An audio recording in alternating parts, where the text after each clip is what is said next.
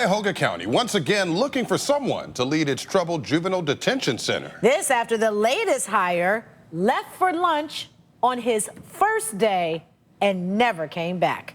It's the truth. 5 on your side investigator Scott Knoll has been digging into problems with juvenile courts hiring practices.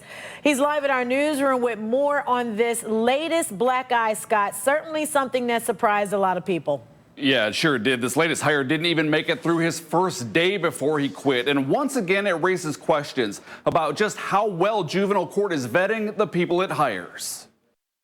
102 teens sit in Cuyahoga County's Juvenile Detention Center, the troubled facility, the scene of a 2018 riot. Earlier this year, inspectors found the center fell short of state standards in at least 7 key areas. And now, for the second time since April, it's without a detention superintendent. This memo from Administrative Judge Kristen Sweeney tells employees the latest man hired to run juvenile detention, Donald Frank Shewalter, started work Monday and resigned approximately 5 hours after he started. Sweeney says Shewalter realized his heart just wasn't in it. The county's last detention director was fired after just 8 months on the job. In April, administrators told Delbert Montgomery the detention center is not effectively operating under your leadership. Montgomery was hired after a nationwide search, but as 5 on your side investigators first exposed last month, he had just been fired by the state of Georgia months earlier. Juvenile court officials told us they had no idea.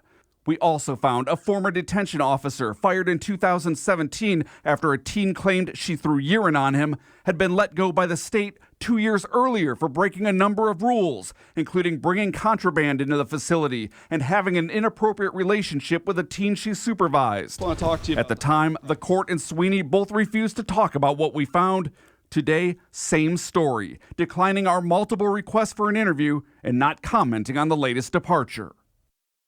So far, Shewalter hasn't responded to our message asking about his departure. Last month, the juvenile justice advocate told us the detention center was at a critical time and in need of strong leadership. She called today's news disappointing on many levels. Reporting live in the newsroom, I'm 5 on your side investigator Scott Knoll.